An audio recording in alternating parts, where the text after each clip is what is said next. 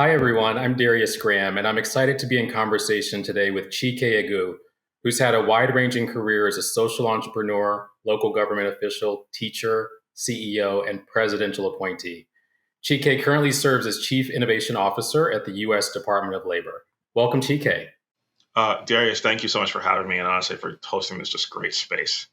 Yeah, it's so good to be in this conversation with you. Let's just dive right in. So, your career path and impact are really impressive and include serving as a second grade teacher, an education policy official under the mayor of New York, Fulbright scholar in Thailand, director of corporate strategy, CEO of a national social enterprise, head of economic mobility pathways, fellow at the Harvard Carr Center for Human Rights Policy, lecturer at Columbia, and so much more. Is there a common thread or singular goal you've been working to achieve throughout all of these different roles? It's a good question, Darius. And I think honestly, if I think about all the roles that I've taken on, and I would love to say that there was some grand strategy with it, but in some ways there really hasn't. I think what I've been trying to achieve is in many ways replicating for others the opportunity that's been replicated for me. For those of folks who know me, and for those folks who don't, I am the product of a very classic immigrant story to this country. My parents are from a far out of the way village in Nigeria that most Nigerians themselves will never go to and never visit. In fact, if you go to the place where my father was born, you can look over the hill and see where my mother was born, and where she grew up. None of my grandparents went past middle school. My parents literally grew up with Peace Corps volunteers in their classrooms. My father lost a number of his siblings during a civil strife during that time. And the thing that changed their lives forever was they both got golden tickets to come and study here in the United States of America. And they had me and my siblings. And, over the course of truly one generation, you go from four grandparents who didn't go past middle school to parents who had Peace Corps volunteers in their classrooms to a son who's an appointee of an American president. And in many ways, that's what happens when America gets it right. And I think if we look at the data, and if we look at kind of with our own eyes what's going on, we don't get it right often enough for enough families. And I think what I've been trying to do in my career is figure out how I can replicate for others what has happened for me, because it shows that it's possible. But we also know with the data that so much more of that is necessary.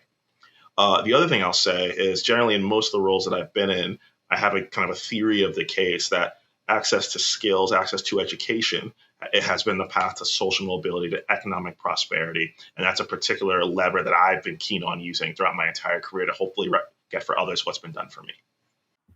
Great. Love that story, and so glad you're in this position. So, speaking of the role that you're in now, it was in 2021 that you were sworn in as the Chief Innovation Officer at the U.S. Department of Labor. The department has really wide ranging responsibilities, things like administering federal laws related to occupational safety, unemployment benefits, and so on. Tell us more about your specific role and priorities in that role currently.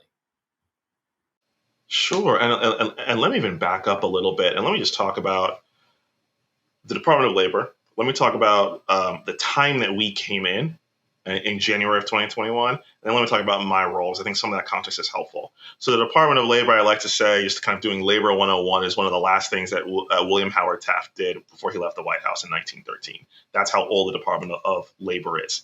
And if you think about what we do, we're about $15 billion budget, about 15,000 FTEs spread across the country, across hundreds of regional offices. Most of our people are not in DC. They are out there in the economy with workers every single day. And if you think about the buckets that we do work in, there are over 28, about 28 component sub-agencies at the Department of Labor, but really we do three things. First thing is we communicate clear and transparent labor market information to everyone. Think about what the Bureau of Labor Statistics does every first Friday, talking about what's happening with jobs numbers, what's happening with unemployment, what's happening now with inflation. We have been doing that for over 100 years, and it's one of the things that's a key core competency for us.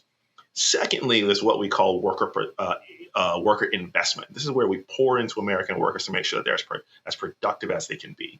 This is through workforce development. These are through training dollars. This is through benefits like unemployment insurance. This is even through things like visas like H-1B, H-2A, H-2B. And then lastly, there's worker protection. This is about making sure that workers are protected and dignified when they're on the job. This is OSHA. This is the Employee Benefit Security Administration, which regulates private benefits like health plans and pensions. This is MSHA. This is the Mine Safety Health Administration, which inspects every mine in this country, all 13,000 of them, 4 times a year to make sure that workers and miners do not die on the job. That's kind of what we do. And so my role was created in the tail end of the first term of the Obama administration by the Deputy Secretary of Labor at the time. And my job is very simply, how do we think about using the innovation toolkit? And the innovation toolkit are things around data, technology, just new and innovative practice to accelerate that mission for the American worker. Very, very bluntly. And when we came in January of 2021, I want to articulate where we were economically. So I got the call to take this job on January 7th, 2021, literally the day after there was the insurrection at the Capitol. This is still in the heat of the COVID pandemic when we were still just testing out vaccines. And economically, I just want to throw out some numbers because they're still staggering for me every time that I say them. If you look at the worst job losses that we saw before the pandemic, they were really during the Great Recession, 900,000 jobs lost toward the tail end of 2008. In April of 2020, 8 million jobs evaporated. Again, 800,000 was the monthly record beforehand. In the month of April 2020, 8 million jobs evaporated. If you look at unemployment claims, record, I think, was in a single week was about 687,000 back in October of 82. There were weeks in 2020 where it was 3 million, 4 million, 5 million. I think the record was 6.6 million new unemployment claims in a single week. So that's what we walked into. And so when I think about the mission of the Department of Labor and the time that we came in, I couldn't have imagined a better match. I'm not going to lie and say it's been easy, but I was so thankful, and I am so thankful that it was us in this role, in this place at this time to try and do for the American worker who frankly had been buffeted by forces so far outside their control. Well, thanks again for giving us that really important context and reminding us of how far we have come over these past couple of years. It's really remarkable. So I want to shift a little bit, still talking about Department of Labor, but we can't talk about this department without talking about one of my favorite historical figures who regrettably is not a household name, and that's Frances Perkins. She was a workers' rights advocate who became Secretary of Labor in 1933 and the first woman to ever serve in a presidential cabinet. For those not familiar with Frances Perkins, tell us more about her and what her legacy means for your work today. I mean, in many ways, the Department of Labor, and one can argue the fabric of American society that the New Deal built, she was the architect of. I mean, Frances Perkins is everything that you said. But when we think about, there's a famous story that one can read about her from a great book called The Woman Behind the New Deal. And it talks about the night or two after the election of FDR in 1932, FDR said that he wanted to meet with her because he at that time was serving. He was the governor of New York and she was his Secretary of Labor for the state of New York. And he said, I want to meet with you. And so Frances Perkins came and he offered her the role of Secretary of Labor, the first woman to ever have the role. And before she took it, she said, Mr. President, I'll be honored to take it. But for me to take this, there are some things I need you to commit to. And so she pulls out a list. And on that list are a lot of things that we would recognize, but at that time were unheard of. The end of child labor, workplace safety standards, Medicare, work compensation, unemployment insurance, a system that we would today call Social Security. And literally, she got almost everything on that list except what we would know today as Medicare. All those things that we have today we have in large part because that woman had the courage before taking this hugely important role to say, these are the things that I want to accomplish. And when I think about each of those things, they were unheard of. Also, a minimum wage was on that list. And what's really powerful here is that not only did people argue, should we do those things, but they asked, could we do those things? Literally, could you logistically have a minimum wage? How would that even work? And she, at the head of this department in partnership with FDR, built all of these mechanisms. And so I think it says a couple of things. I think it says, one, never underestimate the power of someone super determined and super strategic about what they want to do. I think secondly, what it really says, and this is something that I think at the Department of Labor, which is that the Department of Labor, even though it may not be thought of as at times the most innovative department, it actually is. The Department of Labor and what we do is in many ways the result of one woman saying, what's possible here? I think the last piece, and one can read about her story, she did this work in the face of huge discrimination against her as a woman. And she bore it, stuck it out, fought against it, and in many ways made the world and the country possible that we have, that we see. She also was a huge force behind the International Labor Organization, which in many ways pushed for worker rights around the world. So there's a reason that the Department of Labor building is named after her. And and honestly, if we were in my office in Perkins, you would see over, really in my head, you would see a picture of Frances Perkins because, in many ways, she is our, patron saint. And I'm honored to work in a building named after her. But we are living in the world that she built. Yeah, it's just an incredible legacy, all that she did. And I like how you mentioned relating it back to reimagining and dreaming about what is possible, but not just dreaming about it, but actually going out and making it happen. So much. Yeah, so much of our country's economy and workforce has really changed since Frances Perkins was Secretary of Labor. I mean, there have just been these massive shifts in the economy. The example that I like to give is of my grandfather, who was a janitor at a furniture company in North Carolina. And because of the work that he did in that factory, I'm able to sit here and be in conversation with you today. I'm also sitting in Baltimore, where Bethlehem Steel provided generations with economic opportunity and upward mobility. But this just isn't the case anymore. It's hard to come by these kinds of jobs where you can work and really move your family up that economic ladder with some sort of guarantee. So I'm curious, especially with the pandemic adding into the complications of this, are you seeing anything out there that's either happening at the department or beyond the work of that agency to really help people have a better chance of moving up the economic ladder?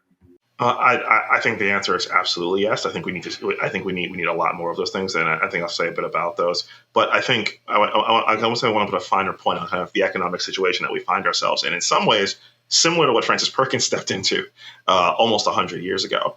I would argue there are two things happening right now in the U.S. economy, and I argue even the global economy. One of them is very, very recent. And one of them is almost ancient.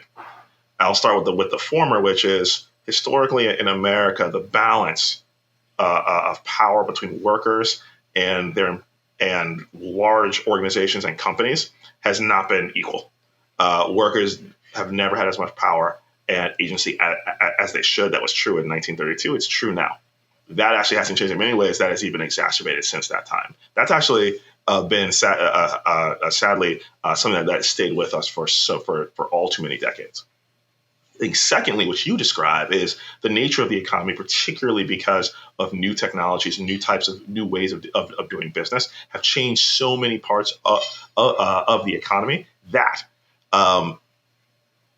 you have workers whose jobs either just won't exist, or their jobs are going to be still around, but they're going to be so different that they themselves may no longer be able to do them.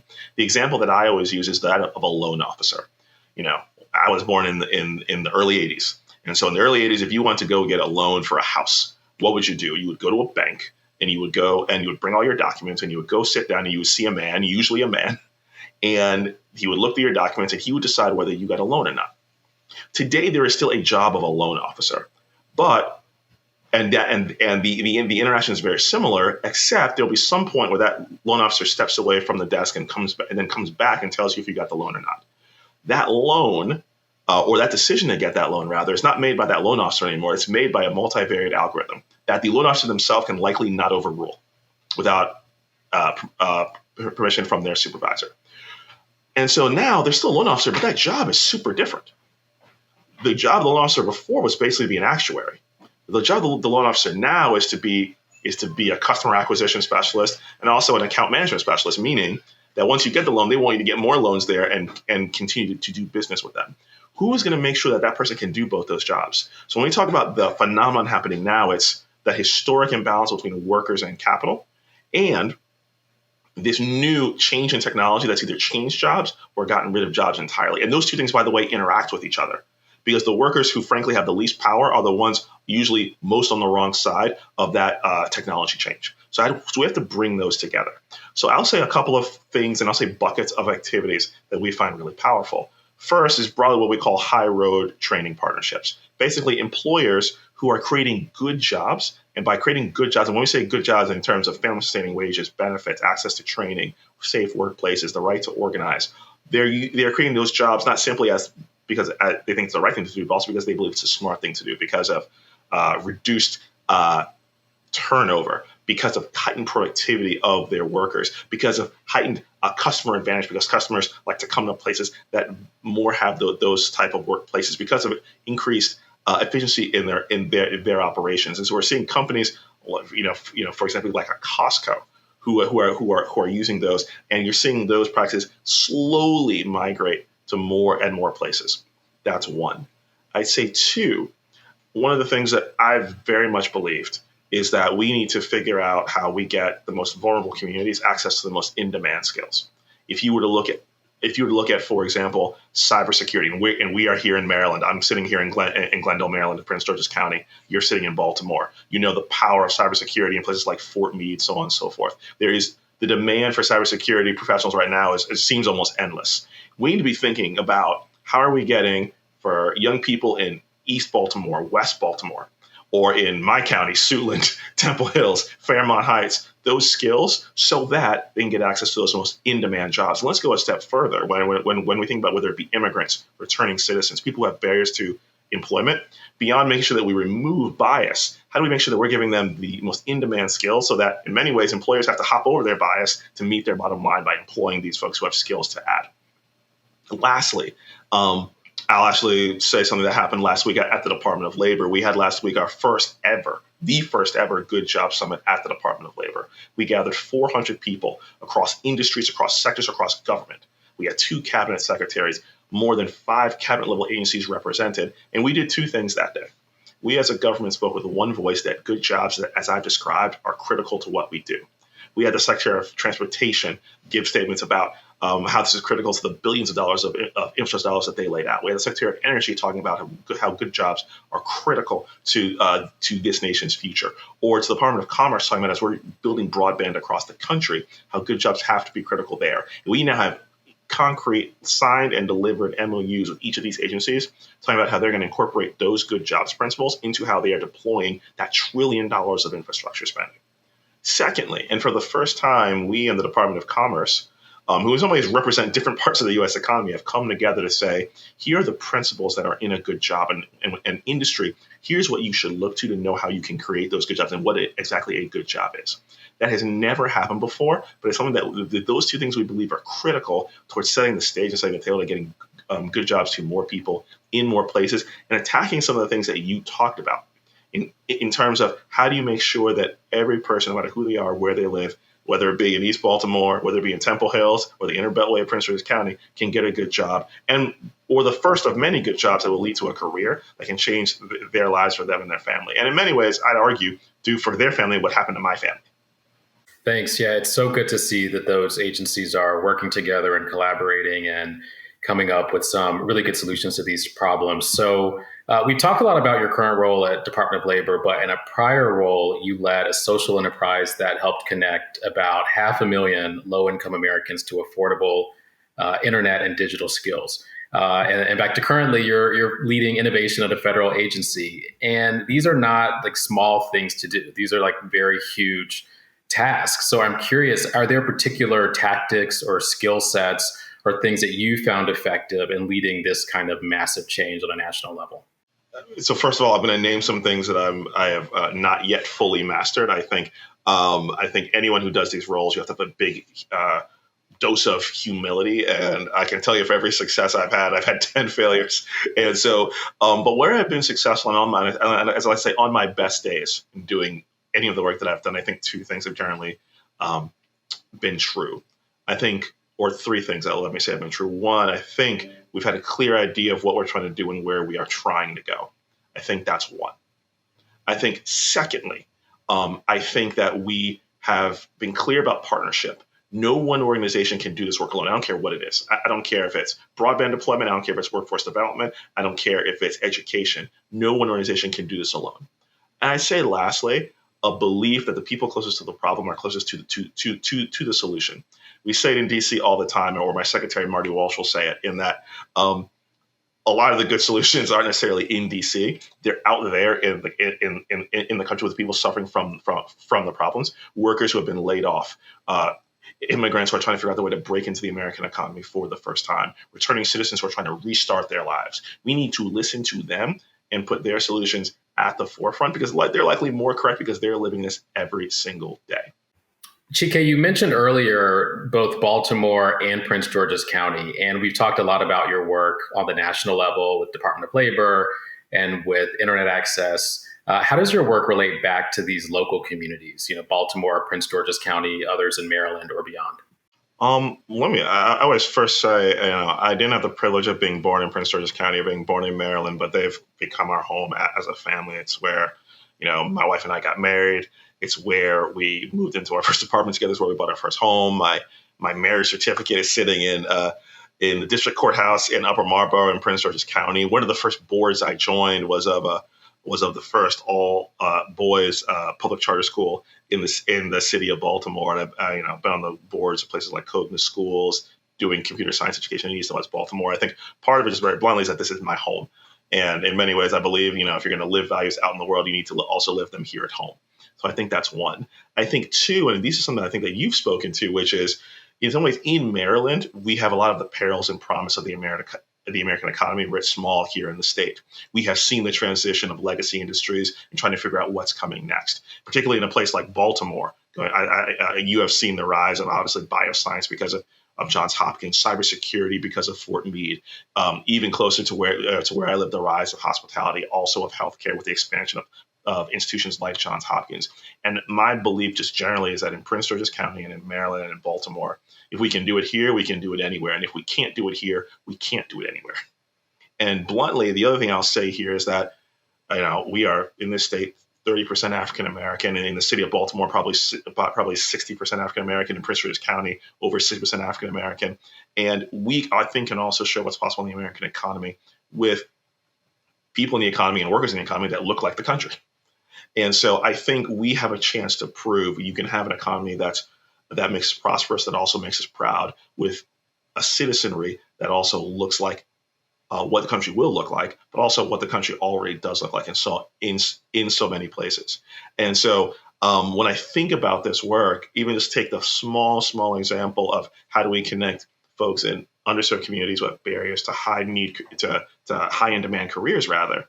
I think about a company like Catalyte, which is based in, I believe they're in the Federal Reserve Building in Baltimore City. I've known their leadership for a long time. They have created ways to find people who may not have college degrees, who have the capacity to learn how to be software developers. They find those people, they give them their assessment, they take them. And one thing I always find when you talk to their CEO, Jacob Su, is that he says, no matter where we go, I don't care if it's frankly, the Tony's part of Chevy Chase, or frankly, even in a penal facility in Jessup, Maryland, 25% of people have the capacity to be software developers. Again, regardless of privilege, people have that capacity, and it's on us to find it and make the opportunity available. And they're doing that right now. They're growing as a company. They've been around for a long time. They're a great Maryland company, a great Baltimore company.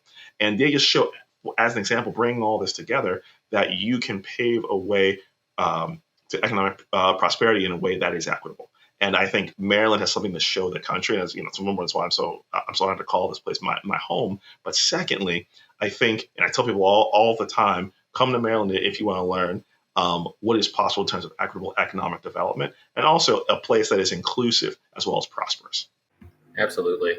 Well, it's clear to me, and hopefully everyone watching, that you're the type of leader that we need more of across all sectors, whether government, business, social sector. Many of the people actually watching today are in leadership positions themselves. So I'm curious if you can share with all of us, are there any tips that you have or ideas for ways to cultivate more leaders like yourself across a range of sectors?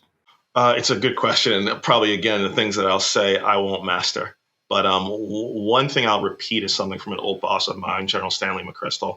And he talked about a concept of the leader as gardener. I think all of us grow up with this idea of a leader kind of leading from the forefront, barking orders, directing people on what they should do. But Stanley McChrystal, who led our forces in Afghanistan, a legendary commander of special operations, he talks about, as a leader, he was at his best when he devolved power down, when he empowered other people. And when people asked him a question, he'd basically say, what do you think? You know what? You're closest to that problem. You should make the call. And so I think that is a really, really important thing that in many ways we have to, as leaders, unlearn the mythos of kind of the leader magnificat and think of the leader as a gardener who cultivates the people underneath them, around them, so that they can be leaders on their own. It's a hard thing to learn, but it's so important. And when I think about the best leaders, that's what they've done. The leaders that I've gotten to work for that I think have allowed me to hopefully make more impact. I think that's number one. I think number two, and it goes from an old Yogi Berra quote, for those of you who remember the old kind of Yankees affiliate. One of the things he used to say is, if you don't know where you're going, you'll end up somewhere else. And it's funny, but it's true. And I think leaders spending a lot of time thinking about where they are going is so important. And it's hard because you're putting out fires constantly. You're just trying to at times stay afloat, but you need to take that time on a daily basis to remind yourself, where am I going? Where am I trying to take people? And never letting that get too far, because if you do, you'll end up somewhere you don't mean to be. I think the last piece, and I don't care if you're in industry, the nonprofit space, or in government, think about who is closest to the problem that you are trying to solve and bring them into the room at the head of the table to help you try and solve it. I don't care if you're trying to achieve social impact. I don't care if you're trying to grow your business. Who are the people closest to that front line of the problem, and bring them in as high and as quickly as possible? Again, that is not part of the mythos of leadership. At times it's believed that solutions have come from on high at the top of a mountain, and really the leaders who do this best are closest to the ground with the people living them. So those are things that I've learned on my best days. I think I've done them. I think when I made the most impact, those are the principles that I've lived. But it requires conservationists as leaders to put them at the forefront of our practice and at our example every single day. Absolutely. Well, I love all of those tips. And Chike, I just want to say thank you for your time today, all the work that you're doing, and this great conversation. It's been so fun for me. So thank you again for your time. Thank you so much, Darius, and thank you for hosting this space. Absolutely. Have a good one. You too.